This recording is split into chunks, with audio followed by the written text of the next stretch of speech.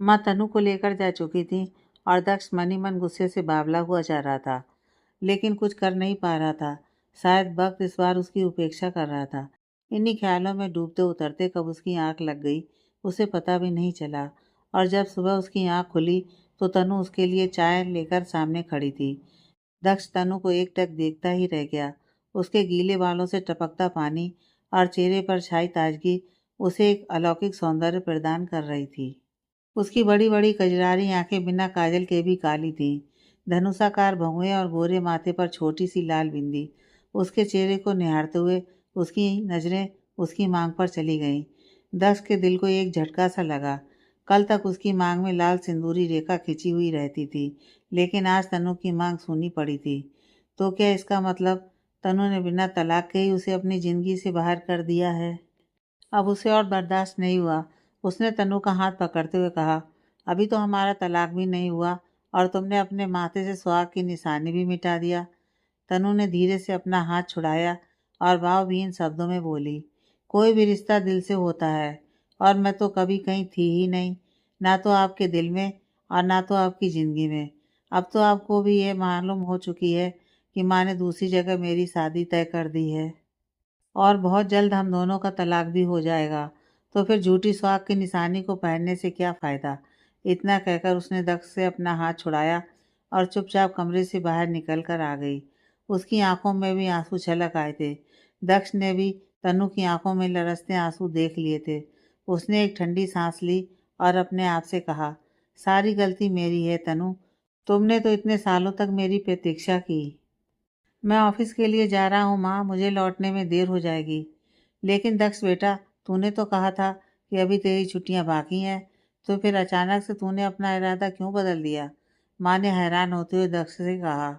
अपने बेटे के चेहरे पर छाई उदासी को अच्छी तरह समझ रही थी, लेकिन अब उनके हाथ में भी कुछ नहीं था। अगले ही पल उन्होंने तनु को आवाज़ देते हुए कहा, तनु बेटा, अगर नाश्ता तैयार हो गया हो तो दक्ष को दे दो और उसका लंच बॉक्स भी तैयार कर दो। यह ऑफिस जा रहा है। मुझे भूख नहीं है माँ, और दोपहर का खाना मैं कैंटीन में खा लूँगा। परेशान होने की ज़रूरत नहीं है। इतना कहकर वह तेज़ी के साथ बाहर निकल गया। उसे बिना खाए पिए जाता हुआ देखकर तनु और माँ को बहुत बुरा लगा, लेकिन दोनों चुपचाप रह गईं। माँ ने मन ही मन कहा, बेटा, मैं तो तेरे जीवन में खुशियाँ लाने की बहुत कोशिश की, लेकिन तू तो अपनी खुशियों को खुद से दूर करता रहा।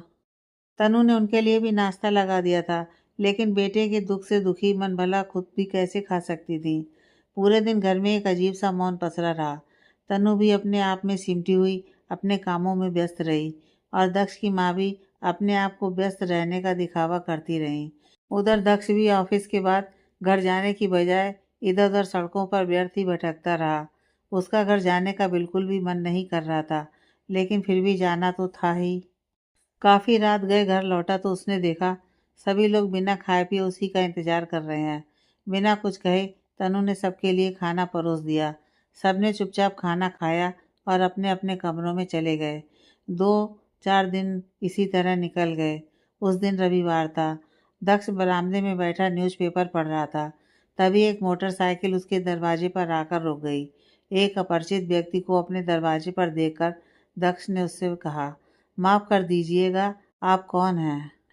मैंने आपको पहचाना नहीं। आप किससे मिलने आए हैं? जी, मेरा नाम पंकज सिंह है। मैं यहीं के कोर्ट में वकील हूँ। और कहीं आप मिस्टर दक्ष तो नहीं? उस आदमी के मुंह से ये बात सुनकर दक्ष बुरी तरह चौंक गया, लेकिन फिर अगले ही पल उसने अपने आप को संभालते हुए कहा, जी हाँ, मेरा ही नाम दक्ष है। लेकिन आप यहाँ क्यों आए हैं? उसकी बात सुनकर मुस्कुराते हुए पंकज सिंह ने कहा, माफ़ कीजिएगा मिस्टर दक्ष, मुझे आपकी माताजी ने आपके और आपकी पत्नी के तलाक के पेपर तैयार करवाने को कहा था। मैं सारे पेपर तैयार करवा कर ले आया हूँ। मुझे आपके दस्तखत चाहिए होंगे। वैसे आपकी माताजी कहाँ हैं? उन्हें भी बुला लेते तो अच्छा होता। एक पल के लिए तो दक्ष के दिल में आया कि वह इस पंकज सिंह को गोली मार दे, लेकिन इससे पहले कि वह कुछ बोल पाता, अंदर से माँ की आवाज़ आई, कौन आया है दक्ष? किससे बातें कर रहा है? कहीं वकील साहब तो नहीं आए हैं? इससे पहले कि दक्ष कुछ बोल पाता, पंकज सिंह ने जोरों की आवाज़ लगाकर कहा, हाँ माताजी, मैं आपका वकील पंकज सिंह आया हूँ। उसकी बात सुनकर माँ तेजी से बाहर आई और बोली, अरे बेटा, तो बाहर क्यों खड़े हो? आओ अंदर आओ। और दक्ष बेटे, तुम भी अंदर आओ। दक्ष की रही सही आस भी जाती रही। यह लीजिए माता जी, मैंने सारे पेपर तैयार करवा दिए हैं। अब जल्दी से इन पर सिग्नेचर करवा दीजिए ताकि मैं कोर्ट में जमा कर सकूं। वकील ने दक्ष की माँ से कहा। जब तक वह सारी कानूनी प्रक्रियाएं दक्ष की माँ को समझा रहा था, तब तक दक्ष ने सामने टेबल पर पड़े फल काटने वाले चाकू को उठाकर चुपके से अपने अंगूठे में एक चीरा लगा लिया। उसकी अंगुलियों से टप टप खून चू रहा था। जैसे ही पंकज सिंह ने पेपर दक्ष की ओर बढ़ाया और उसे सिग्नेचर करने को कहा, उसके हाथों पर खून देखकर चौंक पड़ा। अरे ये क्या हो गया? आपकी उंगलियों से इतना खून बह रहा है? पंकज सिंह की बात सुनकर उसकी माँ की नज़र भी अपने बेटे के हाथ पर पड़ी, तो वह भी बुरी तरह घबरा गई और चीख पड़ी, ये क्या हो गया है तेरे हाथों में? इतना कहकर उन्होंने अपनी साड़ी के पल्लू से उसका हाथ बांध दिया। अरे तन्नू, कहाँ हो? जल्दी से फर्स्ट एड का डिब्बा लेकर आओ। ना जाने दक्ष के हाथों में कैसे चोट लग गई है। बहुत खून निकल रहा है। दक्ष की माँ ने घबराकर जोरों से आवाज़ लगाई। देखते ही देखते पल भर में तनु फर्स्ट एड का डिब्बा लेकर आ गई और रुई से उसके घाव को साफ करने लगी। उसके हाथ पर लगे हुए घाव को देखकर वकील पंकज सिंह मुस्कुराया और बोला कि माता जी, इनके हाथ तो फिलहाल जख्मी है, इसलिए तलाक के कागजों पर दस्तक नहीं हो सकते। मैं इन्हें छोड़े जा रहा हूँ। आप सिग्नेचर करवाकर मुझे भिजवा दीजिएगा। फिलहाल मैं कोर्ट के लिए जाता हूँ, मुझे देर हो रही है। इतना कहकर पंकज सिंह चला गया। एक ओर जहाँ तनु और माँ बुरी तरह घबराई हुई थी, वहीं दूसरी ओर दक्ष के चेहरे पर एक रहस्यमयी मुस्कान खेल गई। दक्ष का प्लान सफल हो गया था। अब उसका दूसरा प्लान यह था कि किसी भी तरह वह लड़के वालों का पता हासिल करे और उनसे मिलकर शादी को तुड़वा दे। लेकिन कितना भी घुमा फिरा कर पूछने से भी माँ ने उसे लड़कों वालों का पता नहीं बताया। बार बार पूछने पर झल्लाकर बोल पड़ी, लड़के वाले कौन हैं, क्या हैं, तुम्हें क्या पड़ी है? मैं तो बस इतना जानती हूँ कि उन्हें तनु पसंद है और उसके बारे में वे लोग सारी बातें जानते हैं। मैं तो इसलिए पूछ रहा था माँ, ताकि उस लड़के और उसके परिवार वालों के बारे में पूरी जांच पड़ताल कर सके, क्योंकि कहीं ऐसा ना हो कि दूसरी बार भी तनु के साथ कोई धोखा हो जाए। अपने बेटे के मुंह से ये बात सुनकर माँ मुस्कुराई और बोली, सुनकर बहुत अच्छा लगा कि तुझे तनु की फिक्र हो रही है। लेकिन बेटा, मैं जहाँ तनु का रिश्ता किया है वो लोग बहुत अच्छे हैं। मेरे पुराने जान पहचान के लोग हैं। मैं उनके बारे में सारी बातें जानती हूँ। कहीं बाहर वाले ये रिश्ता न तोड़वा दें, इसलिए मैंने किसी को भी ये बात नहीं बताई है। माँ की बात सुनकर दक्ष निराश हो गया। वह किसी भी हाल में तनु के साथ अपना रिश्ता नहीं खत्म करना चाहता था, क्योंकि सारी दुनिया देखने के बाद उसे इस बात का एहसास हो गया था कि तनु जैसी भोली भाली और स्वाभिमानी लड़की बहुत कम ही होती हैं। उसने ठंडी सांस ली और बाहर जाने लगा। तभी पीछे से उसकी माँ ने आवाज़ देते हुए कहा, बेटा, वकील साहब से मिलकर तलाक के कागजात पर सिग्नेचर कर देना ताकि आगे की कार्रवाई हो सके। मैं नहीं चाहती कि किसी भी तरह का कोई झंझट हो। वकील का नाम सुनते ही दक्ष के जी में आया कि सबसे पहले इस वकील को ही ख़त्म कर दूं। लेकिन वकील के ख़त्म होने से भला क्या होता? उसकी माँ ने तो ठान रखी थी कि वह तनु की शादी करवा कर ही रहेंगी। दिन गुजरते जा रहे थे, लेकिन दक्ष को कोई रास्ता नज़र नहीं आ रहा था कि यह शादी वह कैसे रुकवाए। घर में ना तो तनु उससे बात करने को तैयार थी और माँ तो उसकी पूरी बात सुनती ही नहीं थी। शादी में अब मात्र 4 दिन बचे थे। दक्ष की चाची और उनकी बेटियां शादी में शामिल होने के लिए आ चुकी थीं। पड़ोस पड़ोस के एक दो लोगों के अतिरिक्त किसी को भी शादी का निमंत्रण नहीं दिया गया था, क्योंकि यह शादी मंदिर में बिल्कुल सादगी से हो रही थी। दक्ष के दोनों चचेरे भाई भी शादी में शामिल होने के लिए आ चुके थे। सारे लोग जब दक्ष को देखते तो आपस में कानाफूसी करने लगते। दक्ष के जी में आता कि वह इस घर को छोड़कर चला जाए, लेकिन यह तो इस समस्या का हल नहीं था। उसने ठान रखा था कि अंतिम घड़ी तक वह कोशिश करके रहेगा। उसने अपनी छोटी बहनों को फुसलाकर बातों ही बातों में लड़के वालों की जानकारी लेने की कोशिश की, लेकिन बहनें भी पूरी घाघ थीं। ऐसा है भैया कि अब शादी वाले दिन ही लड़के से मिल लेना। वैसे जब तुम्हें कुछ मालूम नहीं है तो भला हमें इस लड़के के बारे में और उसके परिवार के बारे में भला क्या मालूम होगा? इतना कहकर उसकी दोनों बहनें हंसते हुए चली गईं। दक्ष को अपने आप पर बहुत गुस्सा आ रहा था। वह सोच रहा था कि अगर मैं दीपा के प्यार में पागल था तो मुझे शादी ही नहीं करनी चाहिए थी, और अगर मैंने शादी की तो बेमन से ही सही, ये पति पत्नी का रिश्ता भी निभा लेना था। कम से कम आज ये नौबत तो नहीं आती कि घर से लेकर बाहर तक मैं एक मजाक बनकर रह गया हूँ। माँ ने दोनों चाचियों और बहनों को शादी के लिए लाए गए सारे कपड़े गहने दिखाए। सारे घर में एक खुशी का माहौल था। अगर कोई दुखी और गमगीन था तो वह था दक्ष। शाम को ऑफिस से लौटकर जैसे ही दक्ष ने घर में कदम रखा, उसने देखा कि आस पड़ोस की महिलाएं और घर के लोग ढोलक की थाप पर शादी के गीत गा रहे हैं, और दूसरी ओर तन्नू को हल्दी लगाने की तैयारी चल रही है। इस गाने बजाने के बीच तन्नू की हल्दी की लगाने की रस्म भी पूरी हो गई। घर में बजती ढोलक की थाप और तन्नू को हल्दी लगता हुआ देखकर दक्ष के तन बदन में आग लग गई। उसके जी में आया कि वह इसी वक्त सारे लोगों को घर से निकाल कर बाहर करे, लेकिन उसे भी इस बात का अच्छी तरह से पता था कि अब ऐसा कुछ भी नहीं हो सकता है। इसलिए उसने एक ठंडी सांस ली और चुपचाप अपने कमरे में चला गया। थोड़ी देर के बाद माँ अचानक से उसके कमरे में कुछ काम से आई तो उसने दक्ष को बिस्तर पर मुंह ढककर सोता हुआ पाया। दक्ष को इस तरह सोता हुआ देखकर उन्हें थोड़ी घबराहट हुई। वो तेजी से आगे बढ़ी और दक्ष के सर पर हाथ फेरकर उसे प्यार से उठाते हुए बोली, क्या हुआ बेटा? तेरी तबीयत तो ठीक है ना? और तू ऑफिस से कब लौट कर आया? हमें तो कुछ पता ही नहीं चला। चल उठ, हाथ मुंह धो ले, मैं तेरे लिए चाय नाश्ता लेकर आती हूँ। दक्ष को तो पहले से ही गुस्सा आ रहा था। माँ को इस तरह लाड़ लड़ाता हुआ देखकर उसे और भी गुस्सा आ गया।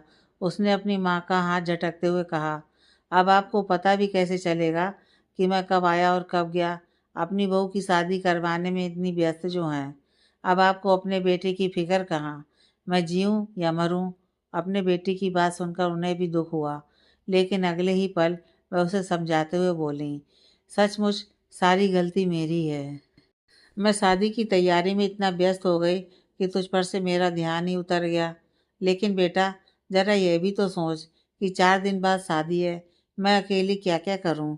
अरे तुझे तो मेरा हाथ बटाना चाहिए और खुश होना चाहिए कि तेरे सर से अब तनु नाम की बला हट रही है। अब तू आराम से खुशी खुशी अपनी ज़िंदगी गुजार सकता है। लेकिन नहीं, तू तो मुझ पर ही नाराज़ हो रहा है। माँ की बात सुनकर दक्ष को कोई जवाब नहीं सूझा।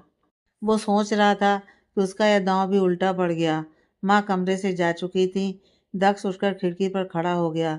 उसने देखा घर के आंगन में नल के पास बैठी तनु हाथ मुंह धो रही है। पीली साड़ी में, और हल्दी लगने के बाद तनु का रूप और निखर आया था। आज दक्ष के हृदय को बहुत बड़ा धक्का लग रहा था। उसे अपना तनु के साथ किया गया व्यवहार याद आ रहा था। मन ही मन वह सोच रहा था कि मैंने कितना गलत किया इसके साथ। अब अगर माँ इसके जीवन में खुशियाँ लाने की कोशिश कर रही हैं तो गलत क्या कर रही हैं? नहीं चाहते हुए भी उसकी आंखों से आंसुओं की धारा बह निकली। तभी पीछे से माँ की आवाज़ आई, खिड़की पर क्या कर रहा है दक्ष? ले, मैं तेरे लिए चाय नाश्ता ले आई। खा ले बेटा, मैं जा रही हूँ। बाहर मुझे ढेर सारे काम करने हैं। दक्ष ने बड़ी सफाई के साथ अपने आंसुओं को छुपा लिया और होंठों पर एक फीकी सी मुस्कान लाकर आगे बढ़ा और माँ के हाथों से चाय नाश्ते की ट्रे ले ली। दक्ष ने टेबल पर ट्रे रखा और जैसे ही चाय का कप हाथ में लिया, उसे खिड़की के बाहर तनु खड़ी दिखाई पड़ी, जो उसकी ओर देख रही थी। उसकी आंखों में एक अजीब सी उदासी छाई हुई थी और उसकी खामोश आंखें मानो उससे शिकायत कर रही थीं। दक्ष ने कप वहीं रखा और तेजी से उसकी ओर बढ़ा, लेकिन तभी दक्ष ने खिड़की से देखा, आंगन के नल पर खड़ी तनु अपने हाथ मुंह धो रही थी। हल्दी लगने से उसकी खूबसूरती और निखर आई थी। अचानक से तनु जैसे ही मुड़ी, उसकी नज़रें खिड़की पर खड़े दक्ष से टकरा गईं। दक्ष ने देखा तनु की आंखों में भी एक अजीब सी उदासी है। पल भर के लिए वो दोनों एक दूसरे को देखते रहे। इससे पहले कि दक्ष कुछ बोल पाता, अचानक से चाची आंगन में आईं और तनु का हाथ पकड़कर अंदर ले गईं। कितनी बार कहा तुम्हें कि अब तुम्हारी हल्दी लग गई है, इस तरह अकेले इधर उधर मत निकलो। चाची ने तनु को एक झिड़की देते हुए कहा। शायद तनु भी मुझे कुछ कहना चाह रही थी, लेकिन क्या? दक्ष ने मन ही मन सोचा, लेकिन उसकी कुछ समझ में नहीं आया। हार कर वह इन शोर शराबे से दूर घर छोड़कर बाहर निकल गया, और जब काफ़ी रात गए घर लौट कर आया तो उसने देखा चारों ओर सन्नाटा छाया हुआ था। सारे लोग सो चुके थे। सिर्फ माँ ही आंगन में बैठी उसका इंतजार कर रही थी। माँ ने जैसे ही उसे देखा, जल्दी से उसके करीब आते हुए बोली, ये सब क्या है बेटा? बिना बताए कहाँ चला गया था?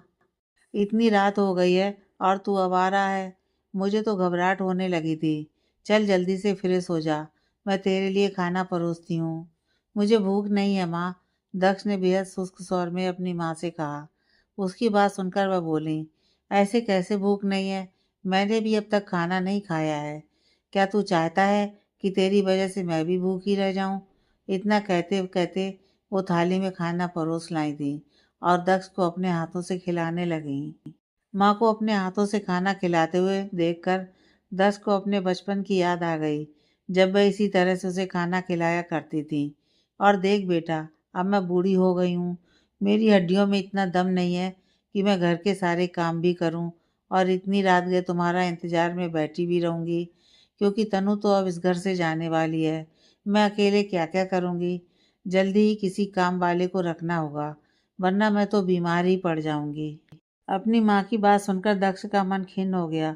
उसके जी में आया कि वह अपने मन से कहे कि अगर तुम्हें मेरी और इस घर की इतनी ही फिक्र है तो तन्नू की शादी क्यों करवा रही हो, लेकिन कुछ बोल नहीं पाया। बस बस माँ, मुझे और भूख नहीं है, आप भी खाना खा लीजिए। इतना कहकर दक्ष अपने कमरे में चला गया और नहीं चाहते हुए भी माँ के चेहरे पर एक फीकी सी मुस्कान उभर आई थी। दक्ष अपने बिस्तर पर लेटा हुआ पुराने दिनों की याद में खोया हुआ था। उसे तनु की एक एक बात याद आ रही थी। पूरे कमरे में हर जगह तनु की ही निशानियां थीं। कैसे भूल पाऊंगा मैं तनु को? मुझे तो अब उसकी आदत सी हो गई है। 4 दिन इंसान किसी जानवर के साथ भी रह लेता है तो उससे भी मोह हो जाता है। यहाँ तो तनु उसकी पत्नी है और इतने सालों से उसके साथ रह रही है, उसकी एक एक चीज़ों को और उसका ख्याल रख रही है। नहीं नहीं, मैं बिल्कुल ही ये शादी नहीं होने दूंगा। तनु मेरी थी और मेरी रहेगी। मानता हूँ कि मैंने बहुत बड़ी गलती की है, इतने सालों तक उसे अपने आप से दूर रखा, उसकी उपेक्षा की, लेकिन अब बस और नहीं। सुबह होते ही मैं माँ से साफ साफ कह दूंगा कि वह इस शादी को तोड़ दे। मैं तनु से भी माफ़ी मांग लूँगा और मुझे यकीन है कि वह मुझे माफ़ भी कर देगी। अपने मन में ऐसा निश्चय करके दक्ष को बड़ी संतुष्टि हुई और वह चैन की नींद सो गया। सुबह जब उसकी आंखें खुली तो आज भी घर में कल की तरह ही शोर मचा हुआ था। बहनें आपस में खिलखिला रही थीं और माँ के साथ चाचियाँ शादी के मसले पर विचार कर रही थीं। बस तनु ही एक कोने में बैठी कुछ सोच रही थी। उसके चेहरे पर आज भी उदासी छाई हुई थी। शायद इतने वर्षों तक इस घर में रहने के बाद उसे एक बार फिर से पराया होना पड़ रहा था। तनु को रह रहकर अपनी तकदीर पर बहुत क्रोध आ रहा था। न जाने भगवान ने किस कलम से उसकी तकदीर लिखी थी कि उसके जीवन में खुशियाँ कभी आई ही नहीं। बस खुशियों के नाम पर मिला तो एक छलावा। जिस घर में जन्म लिया उसे घर से माता पिता ने शादी विवाह के बाद पति के साथ भेज दिया और पति के घर में इतने सालों तक पति के प्यार को तरसती एक कुंवारी बहू बनी रही और अब तकदीर ने उसके नसीब में एक तीसरा घर लिख दिया है। ना जाने वो लोग कैसे होंगे और वह शख्स कौन होगा जिसने सब कुछ जानते हुए भी मुझसे शादी करने के लिए हाँ कर दिया है। कहीं ऐसा तो नहीं कि इस बार वह कुएं से निकलकर खाई में गिरने जा रही है। क्या करूं? सासू माँ की जिद और उनकी कसम के आगे मेरी एक नहीं चलती। क्या करूं? कहाँ जाऊं? इतनी तकलीफ सहने के बाद भी जब मैंने पहले अपने मायके में कुछ नहीं बताया तो भला अब जाकर क्या बताऊंगी? उसे रह रहकर दक्ष पर क्रोध आ रहा था। काश उसने पहले ही शादी से इनकार कर दिया होता तो आज उसकी ऐसी दुर्दशा नहीं होती। आज मेहंदी की रस्म है और अब तो 2 दिनों बाद उसकी शादी है। हे भगवान, ये तो मुझे कैसे दिन दिखा रहा है और तकदीर मेरे साथ कैसा खेल खेल रही है। ये सब सोचते हुए तनु की आंखों में आंसू आ गए, लेकिन यहाँ उसके आंसुओं की कीमत समझने वाला था भी कौन। अरे तनु, यहाँ बैठे बैठे क्या सोच रही है? चलो जल्दी से जाकर नहा लो और उसके बाद तुम्हें मेहंदी लगाई जाएगी। और ये क्या रोनी सूरत बना रखी है? जरा हंसो, खिलखिलाओ। अब तो तुम्हारे जीवन में खुशियों की बहार आने वाली है। इतना कहकर उसकी बड़ी चाची ने हाथ पकड़कर उसे उठाया और उसे नहाने को भेज दिया। लेकिन वो भला तनु के दिल की बात कहाँ समझ रही थी। तनु अपने मन में सोच रही थी कि कोई भी लड़की सिर्फ एक बार प्यार करती है, दूसरी बार तो प्यार हो ही नहीं सकता। वह तो समझौता होगा। शादी की पहली रात से आज तक उसने सिर्फ दक्ष को ही अपना पति और अपना प्यार माना है। भले ही दक्ष ने उसे अपनी पत्नी का दर्जा नहीं दिया है, लेकिन उसने तो एक पत्नी होने का पूरा फर्ज निभाया है। दक्ष की आंखों में खुद के लिए प्यार देखने के लिए उसने क्या नहीं किया। कोई दूसरा भला उसकी जगह कैसे ले सकता है। लेकिन तभी उसकी अंतरात्मा ने कहा, तू ऐसे आदमी के लिए क्यों दुख मना रही है जिसने तुझे कभी प्यार ही नहीं किया। वो तो दक्ष की माँ एक भली औरत है, जिसने तेरे दुख को समझते हुए तेरे भविष्य के लिए तेरी दूसरी शादी करवा रही हैं। वरना कौन सी सास ऐसा करती है। वह तो हमेशा अपने बेटे का ही पक्ष लेती हैं। दक्ष की माँ जो कर रही हैं तेरे भले के लिए ही कर रही हैं। इसलिए तू भी खुशी खुशी नए बंधन में बंधने के लिए तैयार हो जाओ। इन्हीं ख्यालों में गुम तनु जब अपने कमरे में जाकर कपड़े लेने गई तो अचानक से दक्ष उसके सामने आकर खड़ा हो गया। उसे इस तरह अपने सामने पाकर वह थोड़ा हड़बड़ा गई। मैं तुमसे कुछ कहना चाहता हूँ तनु। दक्ष को अपने इतने करीब पाकर और उसकी आंखों में अजीब से भाव देखकर तनु अपने आप में सिमटी जा रही थी। इतने सालों में दक्ष कभी भी उसके इतने करीब नहीं आया था। उसे घबराहट होने लगी थी, लेकिन फिर भी उसने हिम्मत करके कहा, कहिए, क्या कहना है। देखो तनु, मैं जानता हूँ। अभी दक्ष कुछ बोल नहीं पाया था कि तभी अचानक से माँ उसके कमरे में आई और बोली, अरे तू अभी तक यहीं है? जा जल्दी से जाकर नहा ले। और दक्ष, तू यहाँ क्या कर रहा है? चल जल्दी से बाहर आ। मैंने कब से तेरे लिए चाय बना रखी है। ठंडी हो जाएगी बेटा, जल्दी से चल। इतना कहकर उन्होंने तनु का हाथ पकड़ा और उसे लेकर बाहर चली गई। दक्ष को गुस्सा तो बहुत आया, लेकिन वह कुछ कर नहीं पाया। देखता हूँ मैं भी कि ये शादी कैसे होती है। इतना कहकर उसने गुस्से में अपना हाथ जोरों से दीवार पर दे मारा। दीवार का तो कुछ नहीं हुआ, लेकिन उसके हाथों से खून निकल आया। माँ ने उसका नाश्ता उसके कमरे में ही पहुंचा दिया था। पूरे घर में एक हलचल सी मची हुई थी। सारे लोग हंसी खुशी खा पी रहे थे और माहौल का आनंद ले रहे थे। दक्ष चाहकर भी अपनी बात नहीं बोल पा रहा था। जैसे ही वो माँ को या तनु को अपने दिल की बात बताने की कोशिश करता, इस बीच कोई ना कोई आकर डिस्टर्ब कर देता था। इस तरह उसकी बात अधूरी रह जाती थी। दक्ष के ऑफिस का वक्त हो चुका था। माँ ने आकर उसका लंच बॉक्स थमा दिया। नहीं चाहते हुए भी वो ऑफिस के लिए निकल गया, लेकिन उसका मन तनु पर ही अटका हुआ था। काम पर ध्यान नहीं होने की वजह से ऑफिस में भी उसके साथ कई गड़बड़ियां हुई। शाम को ऑफिस खत्म होने के बाद वह सड़कों पर बेवजह ही भटकता रहा। घर जाने की बिल्कुल भी इच्छा नहीं हो रही थी उसकी। काफी रात गए। जब वह घर लौटा तो सारे लोग सो चुके थे। सिर्फ माँ जग रही थी। आज उन्होंने कुछ नहीं कहा। चुपचाप उसने खाना लाकर रख दिया और बिना बोले अपने कमरे में चली गईं। दक्ष तो वैसे ही परेशान था। वह बिना खाए पिए ही सो गया। सुबह आँख खुली तो घर में रोज की तरह चहल पहल थी। सारे लोग शादी का सामान और मिठाइयों की पैकिंग कर रहे थे। शादी मंदिर से जो होनी थी, इसीलिए सारे लोग अपने अपने कामों में व्यस्त थे। उसे नहा धोकर तैयार हुआ देखकर उसकी बहन ने उसके हाथों में चाय लाकर थमा दिया और बोली, भैया आज घर पर कोई नहीं रहेगा, इसलिए आप ऑफिस जाने से पहले घर में अच्छी तरह ताला लगा दीजिएगा, क्योंकि सारे लोग मंदिर जा रहे हैं। 11 बजे तनु की शादी का मुहूर्त निकला है। लड़के वाले भी मंदिर पहुंच चुके होंगे।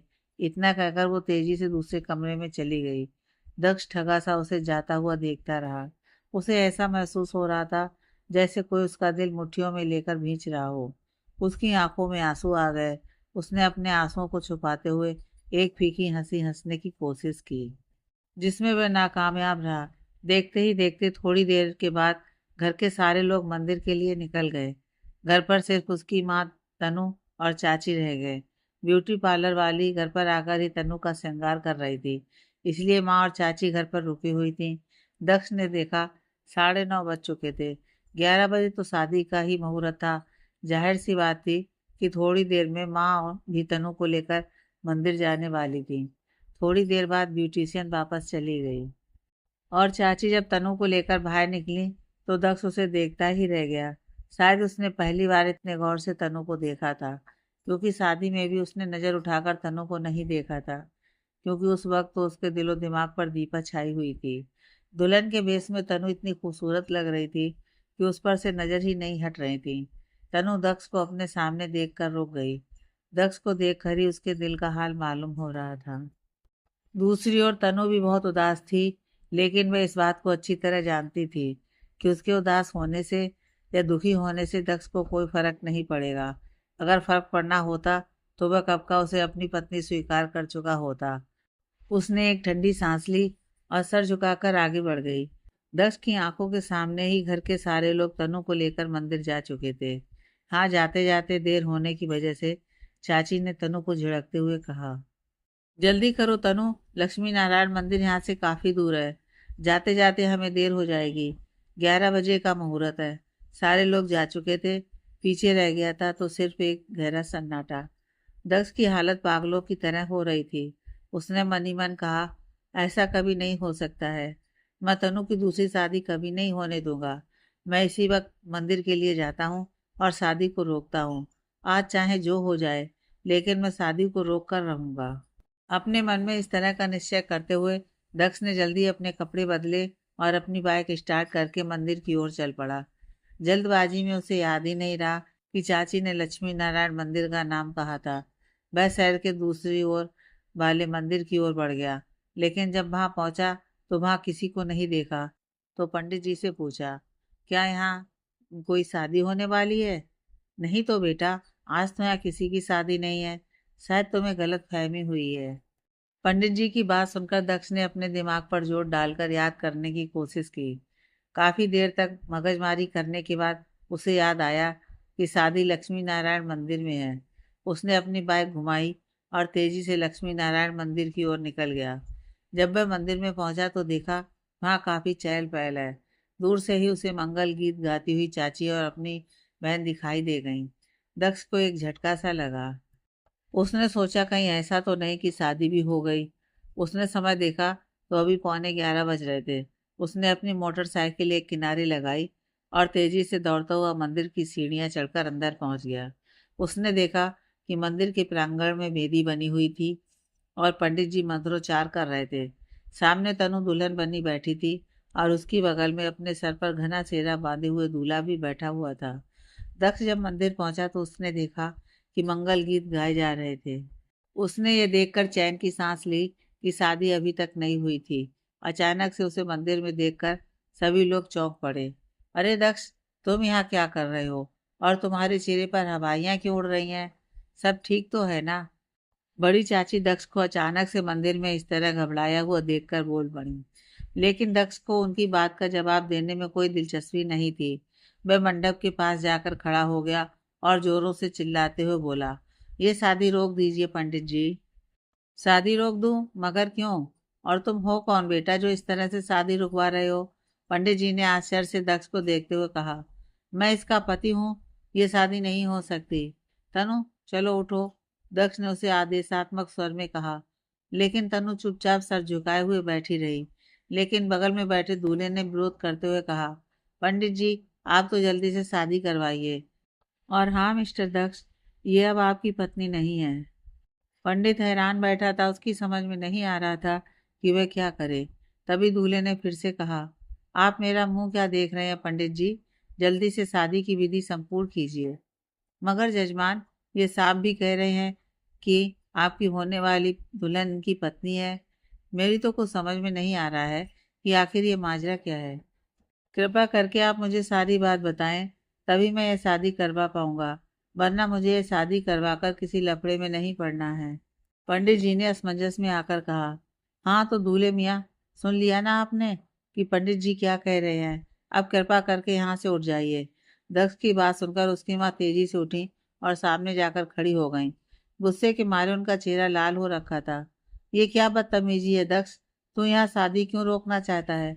इतने सालों से तूने एक भोली भाली लड़की का जीवन तबाह कर रखा है, और आज जब उसके जीवन में खुशियां आने वाली हैं तो तुम एक बार फिर से उसकी खुशियों के बीच दीवार बनकर खड़े हो गए हो। लेकिन आज अपनी माँ की बात सुनकर भी दक्ष के मन में कोई घबराहट नहीं थी, बल्कि आज तो उसके चेहरे पर एक अजीब सी दृढ़ता दिखाई दे रही थी। वह अपनी माँ के करीब गया और उनके हाथ पकड़कर बोला, मैं कोई बदतमीजी नहीं कर रहा हूँ माँ, बल्कि आज तो मैं अपनी भूल सुधारने आया हूँ।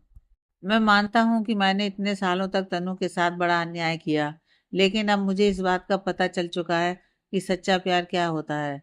अपनी बकवास बंद कर और दफा हो जाए यहाँ से।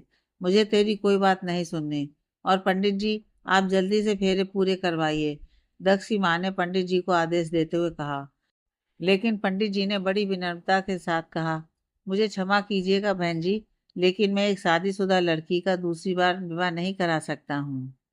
ये पाप होगा। इन दोनों के तलाक के कागज कोर्ट में जमा है, बस मुहर लगनी बाकी है। आप किसी बात की फिक्र मत कीजिए, माँ ने उन्हें आश्वस्त करते हुए कहा। उनकी बात सुनकर पंडित जी निश्चिंत हुए और शादी की विधियां संपन्न कराने लगे। ये देखकर दक्ष अपना आपा खो बैठा। वह तेजी से आगे बढ़ा और एक झटके के साथ दुल्हन बनी तनु को उठाकर उसे दूल्हे से दूर कर दिया। मंदिर में अच्छा खासा तमाशा खड़ा हो गया था। आते जाते लोग भी घूर घूर कर ये सब कुछ देख रहे थे। तनु बुरी तरह घबरा गई थी, लेकिन ना जाने क्यों आज दक्ष की इस हरकत से उसके दिल को बहुत सुकून मिला था। तनु का हाथ छोड़ दो दक्ष, शादी का मुहूर्त निकला जा रहा है, माँ ने एक बार फिर से कठोर शब्दों में उसे आदेश दिया। लेकिन दक्ष तो जैसे अपने मन में पक्का निश्चय करके आया था कि आज हर हाल में वह तनु को अपना कर रहेगा, इसलिए उसने तनु का हाथ पकड़ा और फिर भगवान जी की मूर्ति के आगे आरती की थाली में पड़े हुए सिंदूर को उठाकर तनु की मांग में भर दिया। सारे लोग हैरत में भरे ये तमाशा देख रहे थे। दक्ष की इस हरकत को देखकर दूल्हा बना लड़का भी उठकर खड़ा हो गया और गुस्से से बोला, यह तमाशा बंद कीजिए दक्ष, यह कोई फिल्मी सेट नहीं है जो आपने सिंदूर उठाकर मांग में भर दिया और हो गई शादी। हमारी शादी की आधी रस्में पूरी हो चुकी हैं। बेहतर होगा आप चुपचाप यहाँ से चले जाइए और मेरी होने वाली पत्नी को छोड़ दें। देखिए दूल्हे भाई, आपकी शादी की अभी आधी रस्में ही हुई हैं, लेकिन हमारी शादी अभी तक कानूनी तौर पर टूटी नहीं है। हाँ, अगर तनु अपने मुंह से कह दे कि वह मुझसे कोई रिश्ता नहीं रखना चाहती है और वह आपके साथ शादी करना चाहती है, तो मैं भगवान के सामने आपको वचन देता हूँ कि मैं इसी वक्त यहाँ से चला जाऊँगा। दक्ष की बात सुनकर सभी लोगों की निगाहें तनु की ओर उठ गईं। होने वाले दूल्हे और दक्ष की माँ दोनों आगे बढ़कर तनु के पास गईं और तनु से बोली, देखो बेटी, ये तुम्हारे और मेरे बेटे की सारी जिंदगी का सवाल है। अगर तुमने दक्ष को अपने दिल से निकाल दिया है, तभी मेरे बेटे के साथ शादी करना, वरना तुम दोनों में से किसी को भी खुशी नहीं मिलेगी। उनकी बात सुनकर तनु ने अपनी नजरें झुका लीं। उसकी आंखों से टप टप आंसू बह रहे थे। उसने एक बार दक्ष की ओर देखा और दूसरी बार अपने होने वाले पति की ओर। तनु की आंखें ही नहीं, बल्कि दिल भी खून के आंसू रो रहा था। वो सोच रही थी कि काश यही सब कुछ दक्ष ने कुछ समय पहले कह दिया होता, तो शायद जिंदगी आज उसे इस दोहराए पर लाकर नहीं खड़ा करती। दक्ष, आपने अपने दिल की बात बताने में और अपना प्रेम प्रदर्शित करने में बहुत देर कर दी दक्ष, लेकिन यह भी सच है कि मैं हमेशा से ही आपको दिलो जान से प्यार करती आई हूँ और इसी दिन के इंतजार में थी कि किस दिन आप मुझे अपने प्यार का इजहार करते हुए अपनी ज़िंदगी में शामिल करेंगे। लेकिन अफसोस तो इस बात का है कि मेरे मन की मुराद पूरी हुई, लेकिन इस तरह से ऐसा तो मैंने बिल्कुल भी नहीं सोचा था। तनु अपने विचारों के भंवर में फंसी चुपचाप आंसू बहाए जा रही थी। वहीं दक्ष ने उसका हाथ पकड़कर एक बार फिर से बेहद भाव विवल होकर कहा, देखो तनु, मैं इस बात को अच्छी तरह जानता हूँ कि तुम भी मुझसे बहुत प्यार करती हो। यदि ऐसा नहीं होता तो इतने सालों तक तो मेरी उपेक्षाओं को झेलते हुए भी मेरा इतना ख्याल नहीं रखती, मेरी माँ का इतना ख्याल नहीं रखती। तुम तो कब का इस घर को छोड़कर चली गई रहती। दक्ष तनु को झिझोड़ते हुए कह रहा था और तनु मैं तो एक पत्थर की मूर्ति की तरह खामोश खड़ी थी। उसकी खामोशी को देखकर दूल्हे की माँ ने कहा, देख लिया तुमने, अगर इसके दिल में तुम्हारे लिए जरा सी भी जगह होती तो इसने तुम्हारी बात का जवाब दे दिया होता। मेरा ख्याल है अब तुम्हें अपना जवाब मिल गया होगा, इसलिए बेहतर होगा कि तुम चुपचाप यहाँ से चले जाओ। मुहूर्त निकला जा रहा है जजमान, कन्या को जल्दी लाइए, पंडित जी ने आवाज लगाई। लड़की की माँ ने तनु का हाथ पकड़ा और उसे लेकर वापस मंडप पर अपने बेटे की बगल में बैठ गई। पंडित जी एक बार फिर से मंत्रोच्चारण शुरू कर चुके थे। शादी के मंगल गीत गाए जाने लगे थे। दक्ष का दिल चूर चूर हो चुका था। उसकी आंखों में आंसू भर आए थे। उसका चेहरा देखकर ही स्पष्ट पता चल रहा था कि वह कितना दुखी है। उसने एक बार तनु की ओर फिर से बड़ी हसरत भरी निगाहों से देखा। तनु भी अश्रुपूरी निगाहों से उसे ही देख रही थी। उसका दिल भी खून के आंसू रो रहा था, लेकिन हालात अब उसके बस से बाहर हो चुके थे। अपने बेटे की ऐसी हालत देखकर दक्ष की माँ की आंखों में भी आंसू आ गए। वह उसके दिल की हालत अच्छी तरह समझ रही थी, लेकिन अब वह भी कुछ नहीं कर सकती थी। उन्होंने एक ठंडी सांस ली और उससे बोली, वक्त हमारे हाथों से निकल चुका है बेटा। तूने बड़ी देर कर दी। अपनी माँ की बात सुनकर उसने कुछ नहीं कहा। अपने आंसुओं को अपने आस्तीन से साफ करते हुए बिना कुछ कहे ही उसे हाँ में सिर हिलाया और बड़ी हसरत भरी निगाहों से तनु को देखते हुए वापस जाने के लिए मुड़ गया। दक्ष मंदिर की सीढ़ियां उतर रहा था। इधर तनु के दिल और दिमाग के बीच चल रहे युद्ध में जीत उसके दिल की हुई। तनु के मन में चल रहे तूफानों से बेखबर पंडित जी ने अगला आदेश दिया, वर के हाथों में कन्या का हाथ दीजिए। इस बच्ची का कन्यादान कौन करेगा? पंडित जी ने चारों ओर अपनी नजरें घुमाते हुए पूछा। मैं करूंगी तनु का कन्यादान। दक्ष की मां ने अपनी आंखों में भर आए आंसुओं को दबाते हुए पंडित जी से कहा और वह उठ खड़ी हुई। ठीक है, आप यहाँ कन्या के बगल में बैठ जाइए।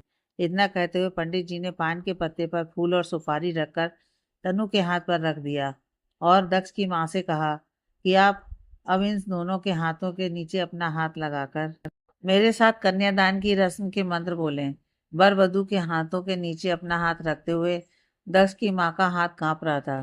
पंडित जी रस्में पूरी करा रहे थे, लेकिन तनु का दिल और दिमाग तो कहीं और घूम रहा था। उसकी आंखों के आगे एक एक दृश्य किसी फिल्मी रील की भांति घूम रहे थे कि किस तरह दुल्हन बनकर दक्ष के घर में आई थी। दक्ष की माँ उसे कितना प्यार करती हैं।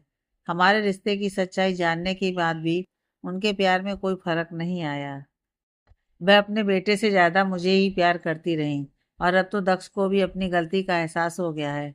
पिछले कई दिनों से शायद वह मुझे यही बात करना चाह रहा था जिसे मैंने सुनने से इनकार कर दिया था।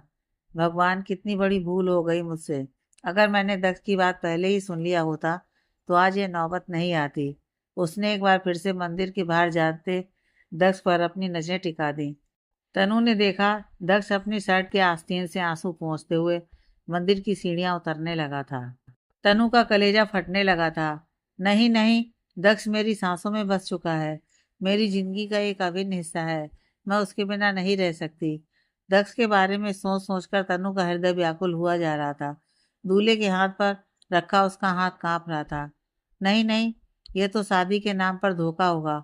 अपने मन में दक्ष का प्यार लेकर मैं किसी दूसरे से शादी के बंधन में नहीं बन सकती।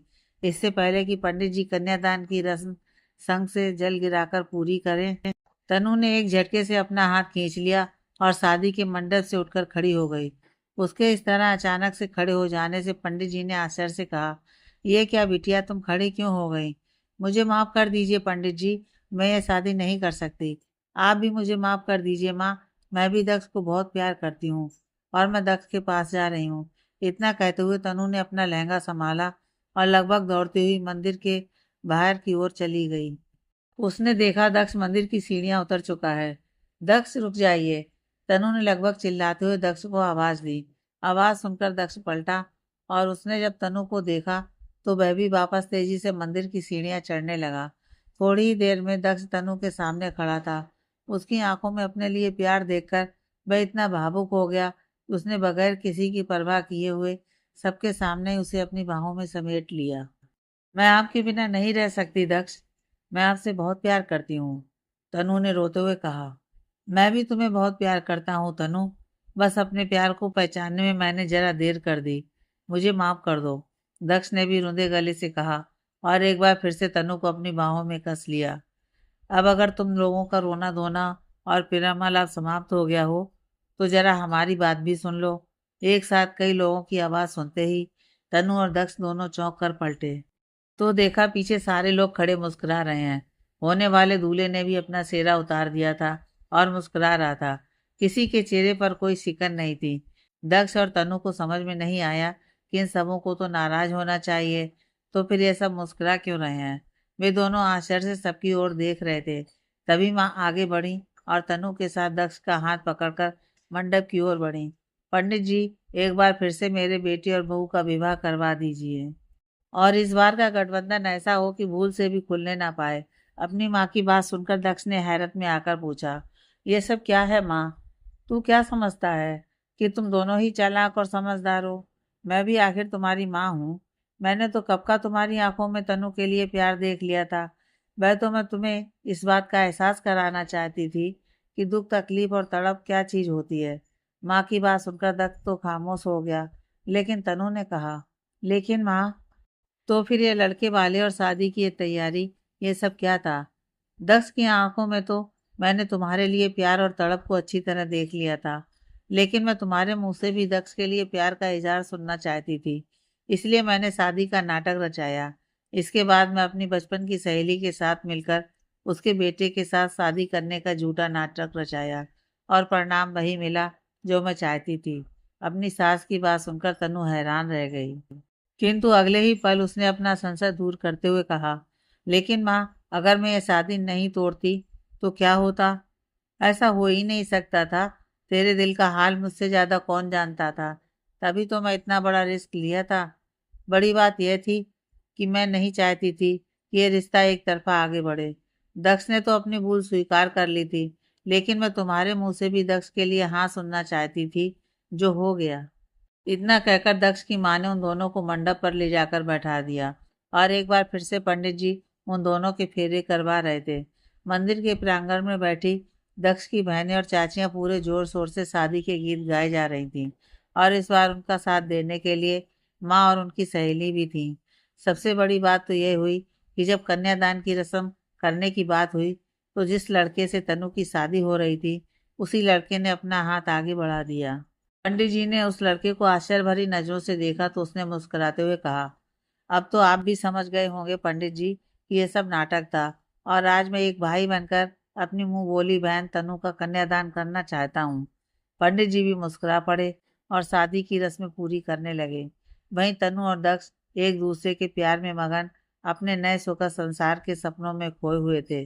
दक्ष और तनु जब घर पहुंचे तो उन्होंने देखा घर को भी अच्छे से सजा दिया गया था, और उसके कमरे को भी एक बार फिर से दुल्हन की तरह सजा दिया गया था। शाम हो चुकी थी। सारे रस्म और रिवाज एक बार फिर से पूरे किए जा चुके थे। दक्ष की बहनों ने एक बार फिर से तनु को सुंदरता से सजाया और उसे ले जाकर उसके कमरे में बिठा दिया। फिर बाहर जाकर उन्होंने अपने भाई को भी कमरे में धकेल कर कमरे का दरवाजा बाहर से बंद कर दिया। कमरे के बाहर सबकी खिलखिलाहटें गूंज रही थीं। वहीं कमरे के अंदर दक्ष और तनु अपनी आंखों में हजारों सतरंगी सपने सजाए एक नए जीवन की शुरुआत कर रहे थे। दक्ष कुछ पल खड़ा तनु को निहारता रहा, फिर वह आगे बढ़ा और तनु को अपनी बाहों में समेटकर उसके माथे पर अपने प्यार की निशानी अंकित करते हुए बोला, मैं सिर्फ और सिर्फ तुम्हारा हूँ तनु, एक बार फिर से कहो दक्ष। तनु ने उसके सीने से लगते हुए भाव विभोर होकर कहा, हाँ हाँ तनु, मैं तुम्हारा हूँ। और फिर इसके आगे तनु कुछ सुनना भी नहीं चाहती थी। उसने दक्ष की बाहों में अपने आप को ढीला छोड़ दिया। बाहर दक्ष की माँ सबका धन्यवाद अदा कर रही थी। उन्होंने मनी मन भगवान का भी शुक्रिया अदा किया कि उन्होंने एक बार फिर से उनके बेटे बहू की गृहस्थी हंसी खुशी बसा दी थी। अब उनकी आंखों में सिर्फ एक ही सपना तैर रहा था कि भगवान ने चाहा तो बहुत जल्द अब उनके आंगन में नन्हे बच्चों की किलकारियां भी गूंजेंगी। सारे लोग बहुत खुश थे कि आखिर उनकी मेहनत रंग लाई थी। दक्ष और तनु के कमरे के बाहर डोंट डिस्टर्ब का बोर्ड लगाकर उनकी बहनें जा चुकी थीं, और अंदर दो प्रेमी अपने प्यार की दुनिया में खो चुके थे। दी एंड।